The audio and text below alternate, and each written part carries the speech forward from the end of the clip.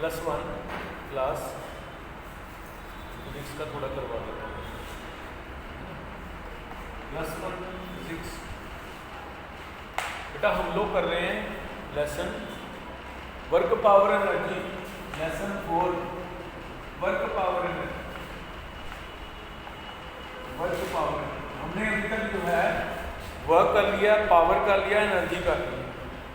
आज हम करेंगे law of conservation of energy, state and prove law of conservation of energy, state and prove.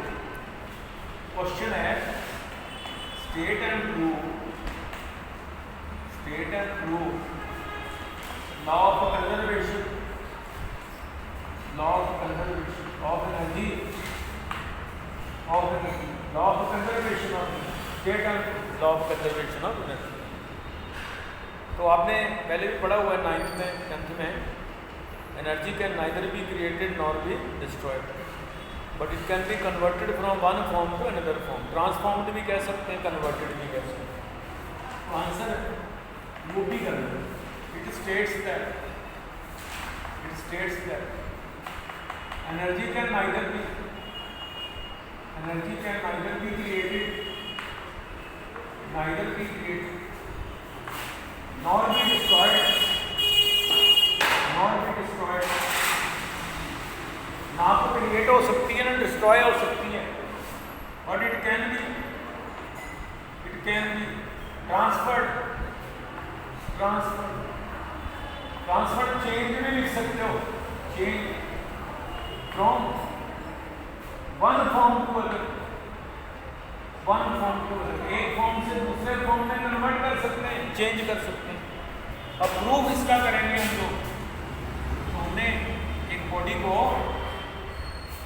ये height पे रखना है और इसकी हाइट जो है वो h है, टोटल हाइट h, और a से उसको b पर लेके जाना है, फिर b से उसको गिराना है c पर, x डिस्टेंस से नीचे गिराना है c पर। तो हाइट क्या बचेगी उसकी h माइनस x, ये हाइट बच जाएगी c पर, आप इसको गिराना है। तो पहले तो a से b पर ले गए, तो हमने क्या करना है a पर b पर c पर तीनों जगह पर इसकी दोनों एनर्जी निकालनी है, kinetic energy, potential energy, both energy. दोनों एनर्जी निकाल के देखेंगे हर जगह पे एनर्जी सेम आएगी। ये बॉडी वही है, बॉडी को आपने लेके जाना है। Let mass of body is equal to m acceleration due to gravity g। initially body is at a b पर, initially body is at a at b at height equal to h। तो potential energy mgh, potential energy mgh होगी। Kinetic energy at b is equal to 0, क्योंकि velocity 0 है, body rest में। Total energy at b पर, potential energy plus kinetic energy mgh plus 0, तो कितनी हुई mgh, तो टोटल एनर्जी mgh है। ये पहला आपके पास है। दूसरा, लेट बॉडी फॉल करती है, falls to point C at distance जो फॉल किया x, speed at C is v speed लेनी है C पर। अब एट C हाइट, अब हाइट क्या बच गई h माइनस x। तो पोटेंशियल एनर्जी एट C पर कितनी पोटेंशियल है mg h minus x height लेनी है। तो क्या बनी mg h minus mg x, ये टोटल पोटेंशियल एनर्जी आ गई पॉइंट C पर। अब काइनेटिक एनर्जी निकालनी है, फॉर काइनेटिक एनर्जी तो हमने we have to find v, velocity find करनी है। v पहले फाइंड करनी है, d square minus u square is equal to 2as. Here u is 0 and s is x. s जो है वो x के बराबर है, तो क्या हुआ v square minus 0 square is equal to 2, और जो a है वो g के बराबर है, a is equal to g acceleration due to gravity 2gx, तो v square is equal to 2gx. तो kinetic energy half mv square half m v की जगह 2gx, 2 से 2 कैंसिल कर दो तो कितना आया, m कैपिटल लिया हो तो कैपिटल ही लेना है, mgx m, ये आ गई काइनेटिक एनर्जी। अब total energy at C point पर potential energy plus kinetic energy दोनों को ऐड कर लीजिए, mgh minus mgx plus mgx, ये जो काइनेटिक एनर्जी mgx कैंसिल तो देखो कितना निकला mgh, टोटल एनर्जी उतनी निकली mgh, सेम एनर्जी निकली, total energy does not change, C पर भी mgh ही टोटल आ गया। अब आ रहे हैं आप ए पर, एट पॉइंट ए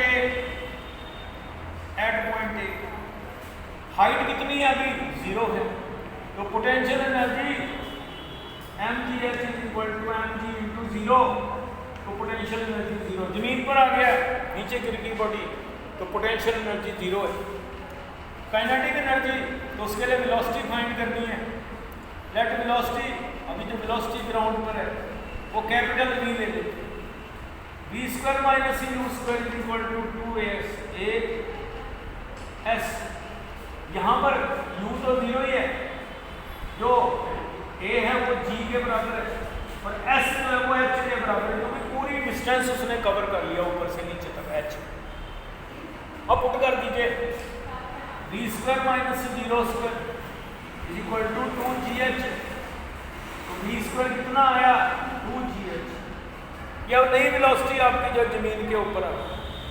अब आपने टोटल, अब काइनेटिक एनर्जी निकालनी है, kinetic energy half mv square half mv square kinetic energy, half m को m रहने दीजिए, v स्क्वायर 2gh, 2 से 2 कैंसिल कर दो कितना आया mgh आ गया, mgh जो है वो काइनेटिक एनर्जी आई mgh। अब टोटल एनर्जी क्या होगी, total energy will be equal to kinetic energy plus potential energy, तो टोटल एनर्जी कितनी हुई, टोटल एनर्जी एट ए पर, total energy at A, potential energy plus kinetic energy.